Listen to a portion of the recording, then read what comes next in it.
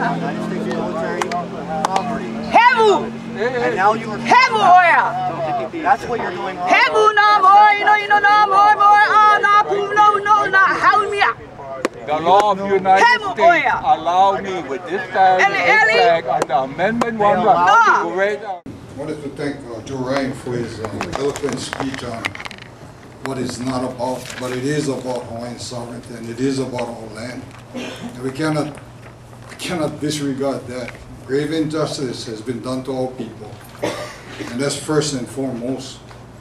With that said, I would encourage the board, before they make any decisions to any resolution, to go back in the community that you represent, the districts, and get input from us, community residents.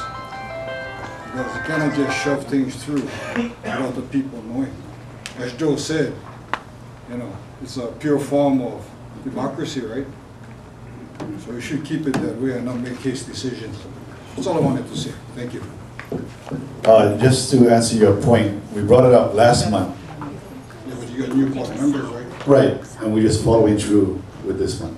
I think, you know, I got mixed feelings about what this is all about. And so, you know, not even in our districts. Yeah. But I think most of the people here in Waimanalo are not aware of this. So how can you folks make decisions? Well, we're making decisions for a lot of things that people are not aware of. I understand, Wilson. Because they don't come out. Yes. All I'm saying is that's true democracy. Right.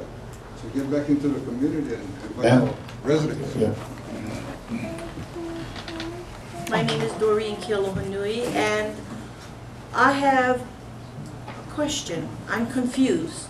Now, I wasn't here the last time when you discussed this, and I apologize for not being more interested in the Waimanalo community operations. However, like Bumpy said, we do have interest because we're a community of Hawaiians, and so my concern is, okay, Joe, thank you very much for bringing your concerns up so I can come and sort of get some answers from this. In 1893, okay, the so-called overthrow, which was illegal. We were a kingdom. So the provisional government was a self-proclaimed government of 13 people. Not all Hawaiian citizens, but they decided that they wanted to take over Hawaii. This is just a little information I want to share so I can get some clarification of those that do understand. Okay, so the provisional government takes over Hawaii with the assistance of the United States of America. Okay, we know that much. We're still a kingdom. The information goes back to President Cleveland, and he has an investigation, and what comes about is the Blount report. His investigator, Mr. Blount, had put the information and gathered all the stats together and reported back to Washington, United States of America, and President Cleveland looked at this and said this was an illegal overthrow. We are friends with the Hawaiian Kingdom. This is a friend of the United States. You are therefore, what do you call it? Paraphrasing. Paraphrasing, thank you. You are therefore ordered, an executive order, to reinstate their government. You did not overthrow their kingdom, you overthrew the government. You cannot overthrow a kingdom by a resolution which is not even a passed document. So, if that was said, and before it happened, President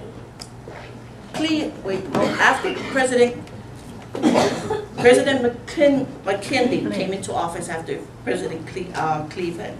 He did not initiate this executive order, therefore it was put on the side. Meanwhile, America's having their war with Spain. Thank you. Okay. So, if our kingdom was not dissolved, it was not relinquished by only two factors of war or the agreement between two executive orders, meaning Queen Iliuokalani and President Cleveland, then we are still a kingdom. Provisional government has taken over Hawaii. They go to the America to say, oh please, we don't want to get in trouble, so please take over. America needs a port of, because they're fighting this Spanish War. Okay, now I'm trying to just collect my thoughts here. Being that they needed a port, nothing was done about the reinstatement of our government. The provisional government hands over the government temporarily to America, the United States of America. Then they say, oh, we are not going to be the Republic of Hawaii. The provisional government now becomes the Republic of Hawaii.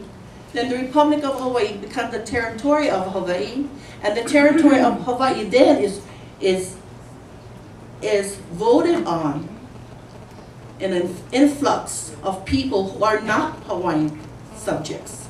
They come into Hawaii and they vote for the state of Hawaii. This is all a sham, and therefore please explain to me why the military has any land whatsoever, or the state of Hawaii owns the properties at all.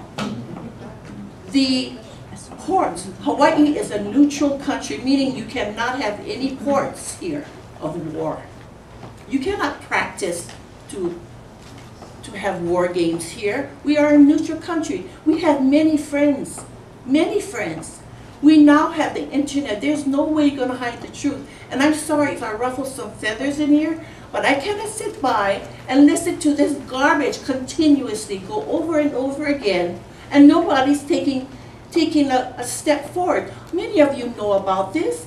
Why are we just sitting down and doing nothing? You know, we hurt when the Hawaiians on the beach. We hurt when they gotta go get welfare. They hurt. They're not homeless. They're houseless. So tell me, please, where am I wrong about this? Why is this resolution even here? Why is the governor voting that they're going to sell the lands? Tell me, how is that right?